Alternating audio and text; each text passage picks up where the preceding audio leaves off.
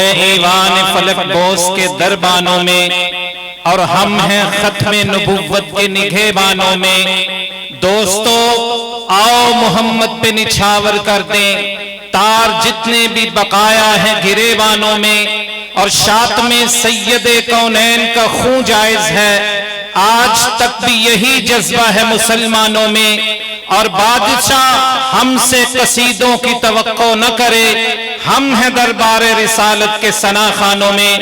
میری مراد فضیلت الشیخ professor doctor حافظ عبید الرحمن محسن حفظہ اللہ تعالی، وہ انشاءاللہ آپ کے سامنے خطاب فرماتے ہیں۔ محترم جناب پروفیسر ڈاکٹر حافظ عبید الرحمن محسن۔ فاعوذ باللہ السمیع العلیم من الشیطان الرجیم من ہمزہ ونفخہ ونفثہ بسم اللہ الرحمن الرحیم۔ السابقون الأولون من المهاجرين والأنصار والذين اتبعوهم بإحسان رضي الله عنهم ورضوا عنه۔ ہر وہ شخص جس نے ایمان کی حالت میں اللہ کے پیارے نبی علیہ السلام سے ملاقات کی ہو، اور پھر ایمان ہی کی حالت میں اس کی وفات ہوئی ہو، اسے صحابی کہتے ہیں۔ 1.5 لاکھ کے قریب وہ نفوس قدسیہ تھیں جن کو اللہ نے پیغمبر آخر الزمان کی صحبت کے لیے ان کے دلوں کو دیکھتے ہوئے چن لیا تھا۔ ان ہستیوں سے رب کریم اتنا راضی ہو گیا تھا کہ صحابہ کرام کی پوری جماعت کا اللہ نے اپنے قرآن میں جا بجا تذکرہ کیا ہے۔ بدر میں صحابہ شریک ہوئے تو اللہ رب العزت نے ان کی یوں تعریف کی، وَلَقَدْ نَصَرَكُمُ اللَّهُ بِبَدْرٍ وَأَنْتُمْ أَذِلَّةٌ۔ اے میرے پیغمبر کے صحابہ، جب تم عاجز و ناتواں اور کمزور تھے تو یہ تمہارا رب تھا جو آسمانوں سے فرشتے اتار کے تمہاری مدد کر رہا تھا۔ صحابہ کرام احد کے میدان میں گئے تو ان صحابہ کا بھی اللہ رب العزت نے تذکرہ کیا۔ صحابہ کرام خندق اور احزاب کے میدان میں اترے تو پھر ان کا علیحدہ سے تذکرہ کیا۔ وَلَمَّا رَأَى الْمُؤْمِنُونَ الْأَحْزَابَ قَالُوا هَذَا مَا وَعَدَنَا اللَّهُ وَرَسُولُهُ وَصَدَقَ اللَّهُ وَرَسُولُهُ۔ صحابہ کرام صلح حدیبیہ کے لیے حدیبیہ کے مقام پہ جمع ہوئے، پیغمبر کے ہاتھ پہ ہاتھ رکھ کے انہوں نے خون کا آخری قطرہ بھی نچھاور کرنے کی بیعت کی، تو اللہ نے ان 1400 صحابہ کا علیحدہ تذکرہ کیا۔ لَقَدْ رَضِيَ اللَّهُ عَنِ الْمُؤْمِنِينَ إِذْ يُبَايِعُونَكَ تَحْتَ الشَّجَرَةِ فَعَلِمَ مَا فِي قُلُوبِهِمْ فَأَنزَلَ السَّكِينَةَ عَلَيْهِمْ۔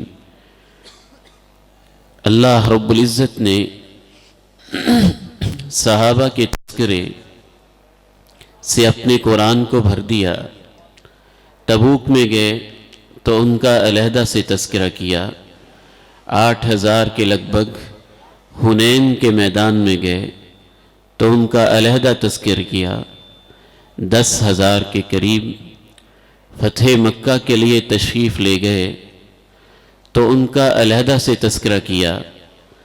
اللہ رب العزت کو صحابہ سے محبت اتنی ہے کہ اللہ نے صحابہ کے رکوع کا تذکرہ بھی قرآن میں کیا، ان کے سجدوں کا تذکرہ بھی قرآن میں کیا، ان کے قیام کا تذکرہ بھی قرآن میں کیا، ان کے جہاد کا تذکرہ بھی قرآن میں کیا، ان کی صبحوں کا تذکرہ بھی قرآن میں کیا، ان کی شاموں کا تذکرہ بھی قرآن میں کیا، ان کے انفاق و صدقات کا تذکرہ بھی قرآن میں کیا، حتیٰ کہ اللہ پیغمبر کے صحابہ سے اتنا راضی ہوا کہ اللہ نے تو پیغمبر کے صحابہ کے سینوں میں جو جذبے اور جو نیتیں تھیں ان کا تذکرہ بھی قرآن میں کیا۔ ایک آیت میں تو تمام کے تمام صحابہ کا اللہ رب العزت نے مختلف پیراؤں میں تذکرہ کیا اور یوں کہا والسابقون الاولون من المہاجرین والانصار، جو ایمان میں سبقت لے گئے پہلے لوگ وہ بھی، مہاجرین بھی، مدینہ کے انصار بھی، والذین اتبعوہم بإحسان، اور جو ان کے نقش قدم پر چلتے رہے وہ بھی، رضی اللہ عنہم ورضوا عنہ، اللہ ان سب سے راضی ہو گیا ہے اور یہ اپنے رب سے راضی ہو گئے۔ وَأَعَدَّ لَهُمْ جَنَّاتٍ تَجْرِي تَحْتَهَا الْأَنْهَارُ خَالِدِينَ فِيهَا، اور ان کے لیے اللہ نے وہ نہریں تیار کر رکھی ہیں، جنتیں جن میں نہریں بہہ رہی ہیں، ہمیشہ ہمیشہ یہ اس میں رہیں گے، اور یہی سب سے بڑی کامیابی ہے۔ صحابہ کرام کی جماعت کے تذکرے کے علاوہ اللہ رب العزت نے جناب صدیق کا تذکرہ علیحدہ سے کیا، عمر فاروق کا تذکرہ علیحدہ سے کیا، عثمان غنی کے انفاق کا تذکرہ علیحدہ سے کیا۔ اللہ رب العزت نے صحابہ کی جماعت نے جب ایثار کیا اور پیغمبر کے مہمان کی خاطر خود اپنے پیٹ کو، بچوں کو بھوکا سلایا، وَيُؤْثِرُونَ عَلَىٰ أَنفُسِهِمْ وَلَوْ كَانَ بِهِمْ خَصَاصَةٌ کہہ کر ان کا علیحدہ تذکرہ کیا۔ صحابہ کرام رضی اللہ عنہم اجمعین کی سب سے پہلی خصوصیت یہی تھی کہ ان کو اللہ کے پیغمبر کی رفاقتیں اور آپ کی صحبتیں ملی تھیں، اور رفاقت انسان کو بدل دیتی ہے۔ امام ابن قیم تو یہاں تک لکھتے ہیں ایک پتھر کے اوپر بھی پانی کے قطرے گرتے رہیں تو پتھر پر بھی نشان پڑ جاتا ہے، ایک جنگل میں پڑی ہوئی لکڑی کو بھی کسی ماہر مستری کا ہاتھ لگ جائے تو وہ ٹیبل، میز اور بہترین فرنیچر بن جاتا ہے، ایک سپی کو بھی کسی اچھے ماہر انسان کا ہاتھ لگ جائے تو اس کے اندر سے بھی وہ موتی نکال لیتا ہے، اور سونے کی کان کو بھی کسی زرگر کا ہاتھ لگ جائے تو اس سے خوبصورت اور عمدہ قسم کے زیورات تیار کر لیتا ہے۔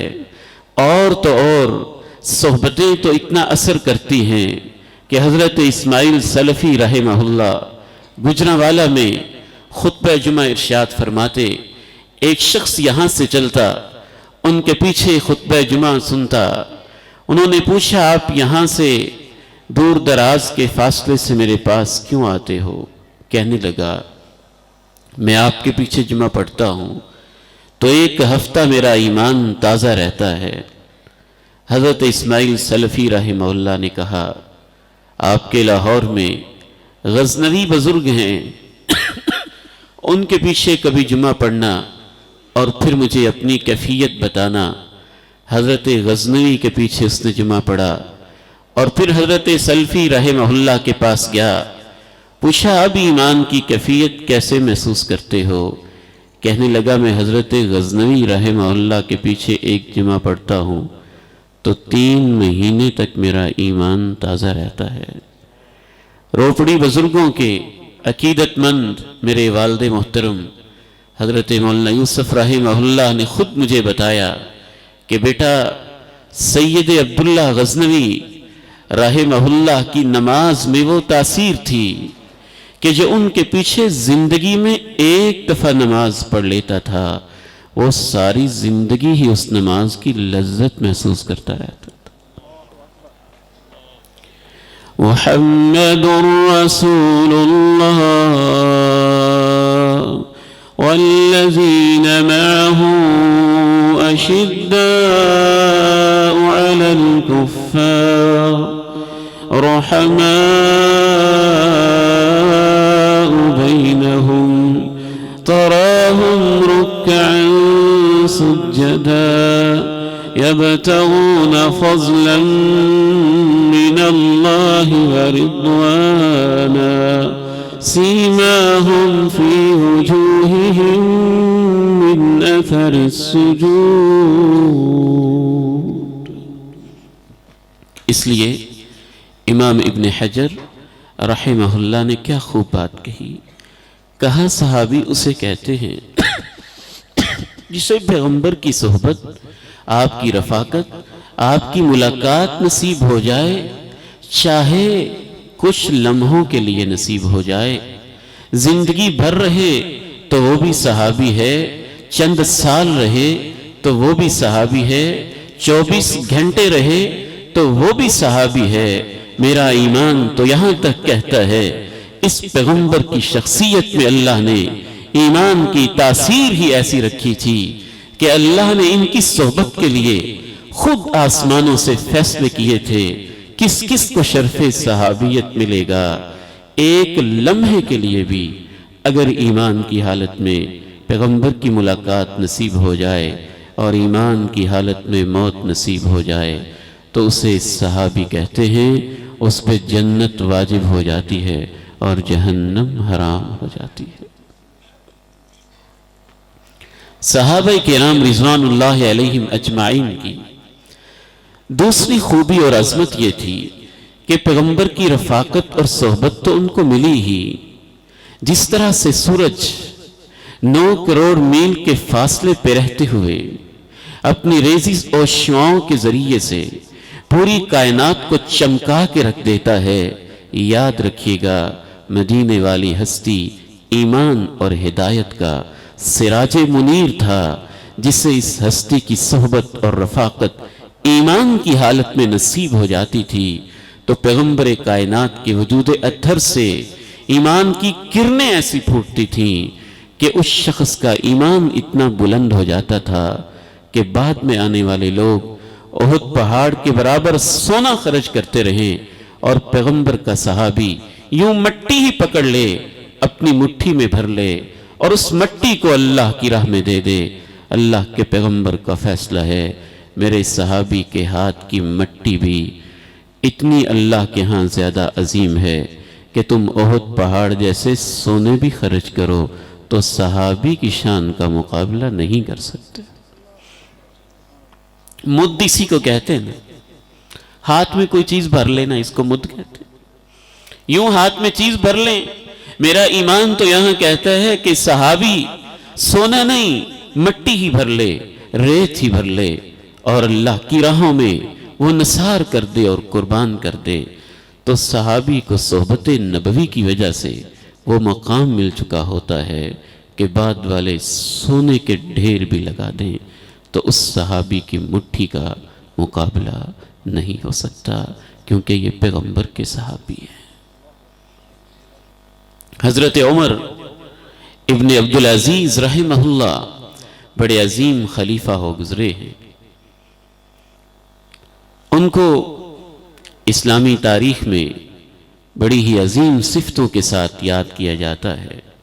جناب عبداللہ ابن مبارک اس امت کے بہت بڑے مجاہد، بہت بڑے مفکر، بہت بڑے محدث، بہت بڑے سخی اور بہت زیادہ اللہ کے ولی اور ولایت کے مقام پہ پہنچنے والی شخصیت، بہت بڑے فقیہ ہیں. ایک شخص ان کے پاس آتا ہے اور پوچھتا ہے میں آپ سے ایک مسئلہ پوچھنا چاہتا ہوں. کیا پوچھنا چاہتے ہو؟ میں آپ سے یہ پوچھنا چاہتا ہوں کہ ایک دور امیر معاویہ رضی اللہ تعالی عنہ کا تھا جس میں کچھ امت میں اختلافات تھے، اور ایک دور حضرت عمر بن عبدالعزیز رحمہ اللہ کا تھا جس میں انسان صدقہ لے کے نکلتا تھا کہ کوئی تو ہو جو میری زکوٰۃ لے لے، اور زکوٰۃ قبول کرنے والا کوئی نہیں ملتا تھا.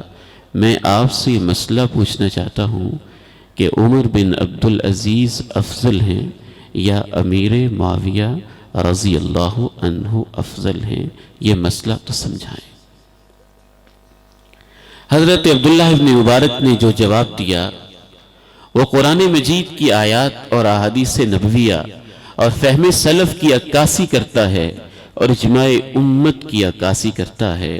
حضرت عبداللہ ابن مبارک نے کہا تم مجھ سے یہ پوچھتے ہو امیر معاویہ افضل ہیں یا عمر بن عبد العزیز افضل ہیں؟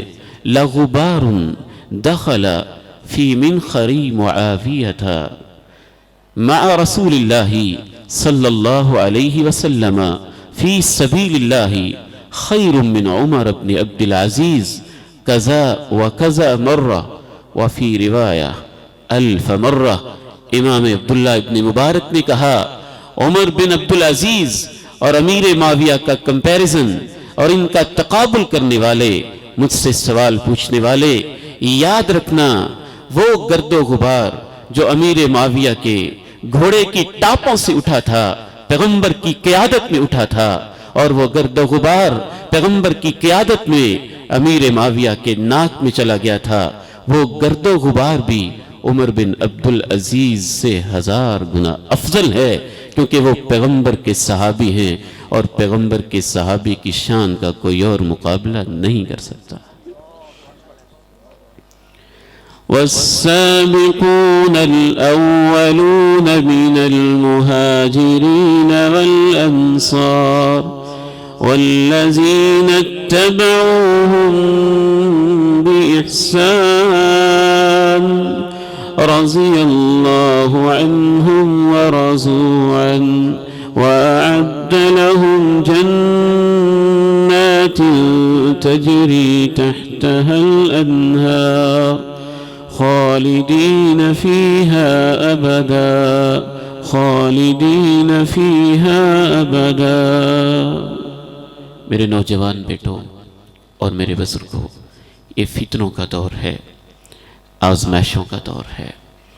بہت سارے لوگ ایمان کے لٹیرے ہیں، قرآن و سنت کے معانی میں، مفاہیم میں تحریف کرنے والے ہیں۔ اس لیے میں سلام پیش کرتا ہوں حضرت روپڑی حفظہ اللہ روپڑی بزرگوں کے جانشین اور ان کی اس عظیم درسگاہ میں۔ حالات کی نبض پہ ان کا ہاتھ ہے، وقت کے فتنوں پہ ان کی نگاہیں ہیں، جانتے ہیں کہاں کہاں سے ایمان پہ حملے ہو رہے ہیں، اور سوچ سمجھ کے انہوں نے کانفرنس کا ٹائٹل تجویز کیا ہے صحابہ اور اہل بیت کی شان۔ یاد رکھیے صحابہ کو اللہ کے پیغمبر کی رفاقت نصیب ہوئی، دوسری ان کی خصوصیت یہ تھی کہ جب ان کو رفاقت نصیب ہوئی تو وہ پیغمبر کے اوپر اور دین کے اوپر اس طرح سے قربان ہو گئے کہ ان کی بیٹیاں پیچھے رہ گئیں، ان کے بیٹے پیچھے رہ گئے، ان کی مائیں پیچھے رہ گئیں، ان کے باپ پیچھے رہ گئے، ان کے کاروبار پیچھے رہ گئے، ان کی اپنی جانیں پیچھے رہ گئیں، اور تاریخ کے اندر انہوں نے وہ قربانیاں پیش کی۔ کہنا آسان ہوتا ہے، والد گرامی فرماتے ہوتے تھے یہ کہنا آسان ہے، قربانی دینا بڑا مشکل کام ہوتا ہے۔ یہ کہنا آسان ہے، صبر اور صبر کرنا بڑا مشکل کام ہوتا ہے۔ یہ کہنا آسان ہے، معاف کرنا، لیکن جب لاش سامنے پڑی ہو کسی بھائی کی اور قاتل بھی موجود ہو تو معاف کرنا بڑا مشکل ہوتا ہے۔ 21ویں صدی کے یہ نام نہاد صحابہ کے دشمن کیا جانے کہ صحابہ نے اللہ کی راہوں میں کیا قربانیاں دی تھیں۔ وہ لوگ جن کے پاؤں میں کبھی ایک کانٹا تک نہیں چبھا ہے، وہ لوگ جنہوں نے اپنے ایک بیٹے کو دین کی تعلیم کے لیے وقف تک نہیں کیا ہے، وہ اگر صحابہ پہ اپنی زبانیں 2 گز لمبی دراز کریں تو صرف اس وجہ سے ہے کہ انہوں نے سمجھا نہیں کہ صحابہ کی قربانیاں اس دین کے لیے کتنی بڑی قربانیاں تھیں۔ اتنی بڑی قربانیاں کہ آسمانوں کا رب خود گواہی دے دے، سرٹیفکیٹ جاری کر دے اور شہادتیں پیش کر دے، اور رہتی دنیا تک اپنے قرآن کے اندر اہل ایمان کے عقیدے کا یہ حصہ بنا دے۔ اے بات بیانے والے لوگوں، میرے پیغمبر کے ساتھی ایسے گزرے ہیں کہ انہوں نے میرے ساتھ جتنے وعدے کیے تھے سارے ہی سچے کر دیے۔ اس آیت کو پڑھیں تو صحیح، صحابہ کی شان کیسی ہے اس کے اندر۔ من المؤمنين رجال صدقوا ما عاهدوا الله عليه فمنهم من قضى نحبه ومنهم من ينتظر وما بدلوا تبديلا وما بدلوا تبديلا. اہل علم بیٹھے ہیں. رجال میں جو تنوین ہے نا یہ تنوین تعظیم ہے. اہل ایمان میں ایسے مردان حق ہیں، ایسے مردان میدان ہیں، ایسے مردان حقیقت کے متلاشی ہیں، ایسے ایمان والے عظیم لوگ ہیں. صدقوا ما عاہد اللہ علیہ، انہوں نے اللہ سے کیے ہوئے سارے وعدے سچے کر دکھائے. فمنہم من قضا نحبہ، کچھ اپنی منتیں پوری کر کے جنتوں میں پہنچ کے. ومنہم من ینتظر، کچھ انتظار میں ہے ہماری باری کب آتی ہے. وما بدلوا تبدیلا، انہوں نے اپنے کسی وعدے میں کوئی تبدیلی بھی نہیں کی. تبدیلا مفعول مطلق ہے نا بیٹو، تو اس کے معنی میں سے ایک معنی ہوتا ہے فوکس کرنا. یہ نفی کے اندر تاکید پیدا ہو رہی ہے. کما حقہ شاید معنی نہیں ہو سکتا، لیکن قریب قریب معنی یہ ہوگا جو انہوں نے وعدے کیے تھے اس میں انہوں نے ذرہ برابر کوئی تبدیلی نہیں کی ہے. ذرہ برابر بھی کوئی تبدیلی نہیں کی ہے. اللہ جانتے تھے کچھ ایسے لوگ آئیں گے جو یہ کہیں گے کہ پیغمبر کے صحابہ کسی دور میں بدل گئے تھے، اس لیے اللہ نے یہ علیحدہ کہا رجال، وہ عظیم مرد ہیں. یہ علیحدہ کرا من المؤمنین، ان کے دلوں میں ایمان ہے. یہ علیحدہ کہا صدقوا ما عاہد اللہ علیہ، وہ سچے ہیں. یہ علیحدہ کہا فمنہم من قضا نحبہ، وہ اتنے سچے ہیں اپنی منتیں کچھ تو پوری کر کے میرے پاس آ بھی چکے ہیں. یہ علیحدہ کہا ومنہم من ینتظر، کچھ انتظار میں لگے بیٹھے ہیں کہ ہماری باری کب آتی ہے. پھر یہ علیحدہ کہا وما بدلوا تبدیلا، جو انہوں نے وعدے کیے اس میں انہوں نے ذرہ برابر کوئی تبدیلی نہیں کی ہے. آپ کہتے ہیں بدل گئے تھے. عثمان ابن عفان جب 40-45 سال کا گبرو جوان تھا، جب دولت کی ہرس ہوتی ہے، جب جوانی ہوتی ہے، جب دنیا میں دل لگا ہوتا ہے، اس وقت تو ایک ایک موقع کے اوپر ہزار دینار اللہ کی راہ میں قربان کر رہا تھا. 5-5 ایک کلو سونا اللہ کی راہ میں خرچ کر رہا تھا. جب عثمان غنی 45-50 سال کی عمر میں تھا، 50-60 سال کی عمر میں تھا، 50s اور 40s کی جوانیوں اور ادھیڑ عمر میں تھا، تب تو وہ مسجد نبوی کے لیے کبھی جگہ کی تگو تاس کر رہا تھا، کبھی کنویں کو وقف کر رہا تھا، اور کبھی 300 600 700 گھوڑے ایک وقت میں اللہ کی راہ میں قربان کر رہا تھا. شرم آنی چاہیے اس منافق انسان کو جو یہ کہتا ہے کہ یہی عثمان غنی جب 85 سال کا بوڑھا ہو گیا تھا تو نعوذ باللہ پھر یہ کرپٹ ہو گئے تھے. جب تمہارے بیوقوفوں کو بھی عقل آ جاتی ہے اور جب دنیا داروں کو بھی آخرت کی فکر ہونے لگتی ہے، وہ عثمان جو قبر پہ کھڑے ہو کے روتا تو اس کی داڑھی بھیگ جاتی تھی. 85 اور 90 سال کی عمر میں نعوذ باللہ وہ مال غنیمت سے کرپشن کر کے رشتہ داروں کو دینے لگ گیا تھا.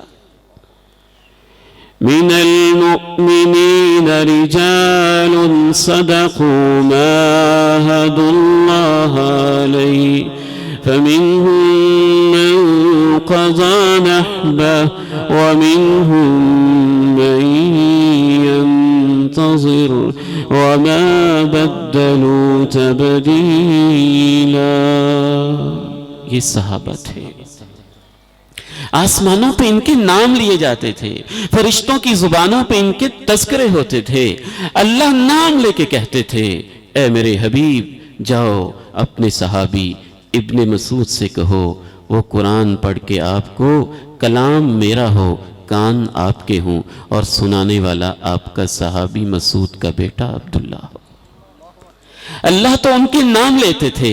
اللہ نام لے کے کہتے تھے جاؤ جبریل آج خدیجہ کے پاس جاؤ، خدیجہ سے کہنا آج عرشوں سے تیرا رب تجھے سلام کہتا ہے۔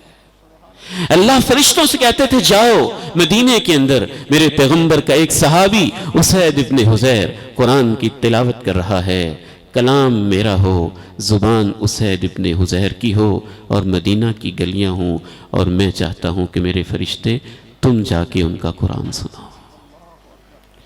حضرت جابر کہتے ہیں وَلَقَدْ نَسْمَعُ تَسْبِيحَ الطَّعَامِ وَهُوَ يُؤْكَلُ بَيْنَ يَدَيْهِ، اللہ کے پیغمبر کے ساتھ جب ہم دسترخوان پہ بیٹھے ہوتے تھے تو دسترخوان کے نوالوں سے بھی سبحان اللہ کی آوازیں ہم اپنی کانوں سے سنا کرتے تھے۔ نعرہ تکبیر، عظمت صحابہ۔ آخری بات عرض کر کے میں اپنی گفتگو کو مکمل کرتا ہوں۔ بعض لوگ یہ کہتے ہیں امام تبری نے لکھا ہے، ابن الاسیر میں لکھا ہے، تاریخ تبری میں لکھا ہے، فلاں تاریخ کی کتاب میں لکھا ہے۔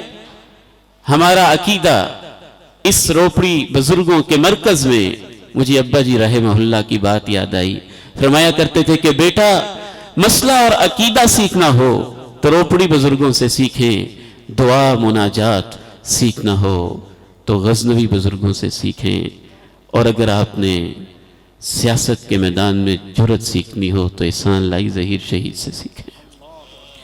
پوری تاریخ کا خلاصہ بیان کر کے یوں سمجھایا کرتے تھے۔ آج ان کے مرکز میں نوجوان بیٹو آپ کی تربیت کی ضرورت ہے۔ آپ ایک شخص کو دیکھتے ہو وہ سینے پہ ہاتھ ماننے کا مسئلہ بیان کرتا ہے، آپ فتویٰ جڑ دیتے ہو یہ اہل حدیث ہے۔ آپ رفع الیدین کے مسئلے کو دیکھتے ہو، آپ یہ سوچ جاتے ہو کہ بس یہ اہل حدیث ہے۔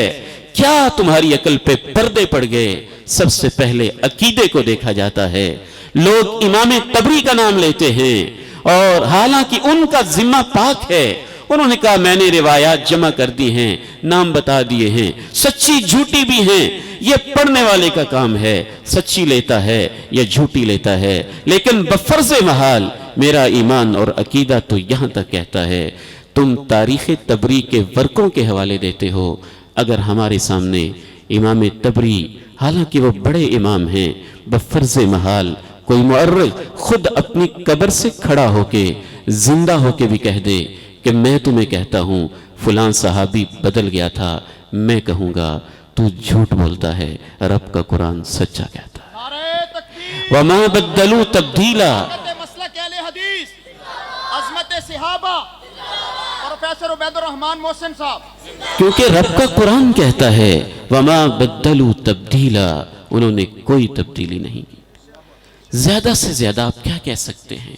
خطا، ہم صحابہ کو معصوم نہیں مانتے، ان سے خطا ہو سکتی ہے، ان سے غلطی کا ارتکاب ہو سکتا ہے، لیکن ان کی غلطیوں کو پبلک فورم پہ اچھالنا، یوٹیوب کے چینل پہ اچھالنا، فیس بک کے پیجز پہ اچھالنا، واٹس ایپ کے گروپوں پہ اچھالنا، سٹیج کے اوپر اچھالنا اور ایسے تذکرہ کرنا جیسے آج کسی عام آدمی کا آپس میں اختلاف ہو رہا ہو، نہ صرف یہ کہ غیر اسلامی چیز ہے، میں اس کو بہت ہی بری طرح بدتمیزی، بد تہذیبی بھی کہتا ہوں۔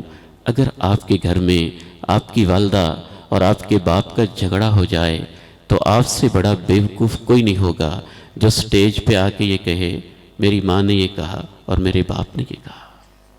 آپ کو ماں کا احترام تو آتا ہے، باپ کا احترام تو آتا ہے، خاندان کا احترام تو آتا ہے، بڑوں کا احترام تو آتا ہے۔ ہمارا دین تو وہ دین ہے جو یہ سکھاتا ہے لیس منا من لم یرحم صغیرنا ولم یوقر کبیرنا، وہ میرا امتی نہیں ہے جو چھوٹوں پہ شفقت نہیں کرتا ہے، بڑوں کی عزت نہیں کرتا ہے۔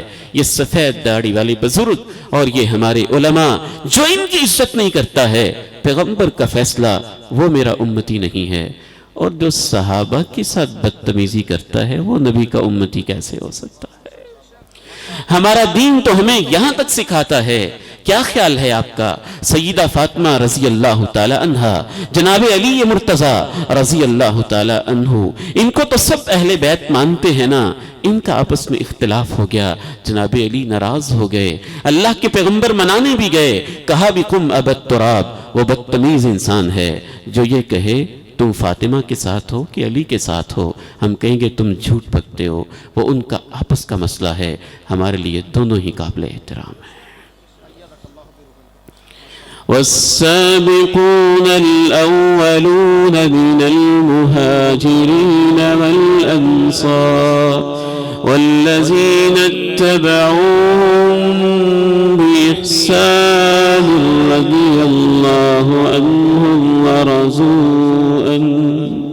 قرآن مجید کے الحمد سے آپ شروع کریں، سورہ فاتحہ سے شروع کریں، سورہ الناس کی سین تک پڑھ جائیں، پورے قرآن میں صحابہ کے ایمان، رکوع و سجود، ان کے اخلاص، ان کی قربانیاں، ان کے اثار، ان کے انفاق، ان کے صدقات، ان کی محبتیں، ان کے جذبات کے تذکرے تو آپ کو ملیں گے۔ اس ظالم انسان سے میرا سوال ہے جو صحابہ کی برائیاں کرتا ہے، کیا قرآن مجید کے کسی ایک آیت میں بھی کسی صحابی کی کوئی خامی بیان کی گئی ہے؟ قرآن تو ان کے تذکرے ہی کرتا ہے، حتیٰ کہ ایک جگہ صحابہ سے خطا بھی ہو گئی تو اس خطا کا تذکرہ بھی اللہ کے قرآن نے کیسے کیا ہے۔ میدان احد ہے، احد کا میدان ہے، پیغمبر کہتے ہیں تم نے اس درے کو نہیں چھوڑنا ہے، 50 صحابہ کا دستہ ہے، ان کا ایک امیر مقرر کر دیا گیا ہے اور حکم دے دیا گیا ہے درے کو نہیں چھوڑنا۔ جنگ ختم ہونے کو پہنچی، صحابہ کو یہ غلطی لگی کہ شاید جنگ تو ختم ہو چکی، اب ہم بھی واپس جا سکتے ہیں، امیر نے روکا لیکن اکثر بات نہ مان سکے، غلطی لگ گئی، میدان کو درے کو چھوڑ دیا۔ جب درے کو چھوڑا مسلمانوں کا نقصان ہوا، 70 صحابہ کی لاشیں گریں، حتیٰ کہ بعض صحابہ کے ناک اور کان کاٹ بھی دیے گئے اور اتنی لاشیں گریں، پیغمبر غمزدہ ہوئے، خود اللہ کے پیغمبر علیہ السلام زخمی ہو گئے، آپ کے جسم اتھر کے اندر بہت ساری زیروں کی کچھ کڑیاں اندر تک پیوست ہو گئیں۔ لیکن اس خطا کا بھی تذکرہ جب اللہ نے اپنے قرآن میں کیا تو اللہ نے اپنے پیغمبر سے کہا فاعف عنہم واستغفر لہم وشاورہم فی الامر فاذا عزمت فتوکل علی اللہ ان اللہ یحب المتوکلین۔ اے میرے پیغمبر، میرے صحابہ سے غلطی ہو گئی تو پھر کیا ہوا، میں تیرا رب کہتا ہوں ان کو آپ بھی معاف کر دیں اور میرے سامنے ہاتھ اٹھا کے آپ کہیں کہ اللہ تو بھی میرے صحابہ کو معاف کر دے، آپ ان سے درگزر بھی کر دیں، ان کے لیے مغفرت طلب بھی کریں، وَشَاوِرْهُمْ فِي الْأَمْرِ۔ اور اس غلطی کی وجہ سے دیکھنا کہیں ایسے نہ ہو کہ آپ کہیں آئندہ مشورہ نہیں کروں گا، نہیں، آئندہ ان کو اپنے مشوروں میں شریک بھی رکھنا ہے۔ توکل اللہ پہ رکھیں، توکل کرنے والوں سے اللہ محبت کرتا ہے۔ آخری آیت عرض کر کے میں اجازت چاہتا ہوں۔ صحابی کی شان اتنی بڑی شان ہے کہ ایک گروہ آتا ہے اور اللہ کے پیغمبر سے ایک مطالبہ کرتا ہے کہ یہ جو غریب غربا صحابہ آپ کے پاس بیٹھے، اگر آپ ان کے لیے علیحدہ نشستوں کا انتظام کر دیں، جب ہمارے آنے کا وقت ہو یہ آپ کے پاس نہ ہوں تو پھر ہم ایمان قبول کر لیں گے۔ اللہ کے پیغمبر نے ابھی ان کو علیحدہ کیا نہیں ہے، بس سوچا ہی ہے، شاید پلان ہی کیا ہے، شاید ارادہ ہی کیا ہے کہ ممکن ہے اس طریقے سے ان مشرکین مکہ کو ہدایت مل جائے۔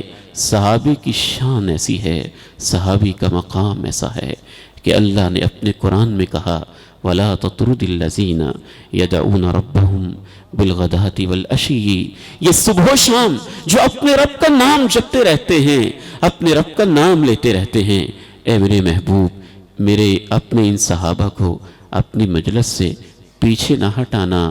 آخر میں یہ بھی کہہ دیا اگر رب کا قرآن نہ ہوتا مجھ میں کہنے کی جرت نہ ہوتی فَتَطْرُدَهُمْ فَتَكُونَ مِنَ الظَّالِمِينَ۔ اے میرے محبوب، اگر آپ نے ان صحابہ کو پیچھے کر دیا تو اے میرے محبوب آپ سے یہ ناانصافی ہو جائے گی۔ ایسے نہ کرنا، ایسے نہ کرنا۔ وہ صحابی تھا، خطا تو اس کی تھی، بات ہو رہی ہے، اندر میں آ کے بات کرنے لگ گئے، پیغمبر کے چہرے مبارک پہ سلوٹیں پڑ گئیں۔ رب کریم کو صحابہ سے پیار اتنا کہا عبس وتولی ان جاءہ الاعمی وما یدریک لعلہ یزکی۔ یاد رکھیے ہمارے سلف صالحین سے پوچھا جاتا تھا تمہاری زندگی میں سب سے امید والا عمل کون سا ہے؟ تو سلف صالحین کہتے تھے ہمارے پاس سب سے امید والا عمل یہ ہے کہ ہم اللہ کے پیغمبر کے صحابہ سے محبت کرتے ہیں۔ اگرچہ ہمارے اعمال ان جیسے نہیں ہیں، لیکن اس محبت کی وجہ سے خود جناب انس تک یہ کہتے تھے میں ابو بکر سے عمر سے محبت کرتا ہوں، اگرچہ میرے ان جیسے عمل نہیں، لیکن اس محبت کی وجہ سے مجھے امید ہے اللہ مجھے ان کا ساتھ نصیب کرے گا۔ صحابہ سے محبت کر کے جئیں، اپنے بچوں کو صحابہ کی محبت سکھائیں، عقیدہ سکھائیں، کبھی صرف رفع الیدین کو دیکھ کے، آمین کے مسئلے کو دیکھ کے، سینے پہ ہاتھ باندھے کو مسئلے کو دیکھ کے کسی شرارتی کی شرارت میں آ کے اپنے ایمان کا ستیہ ناس نہ کر لینا اور اس کو بگاڑ لینا۔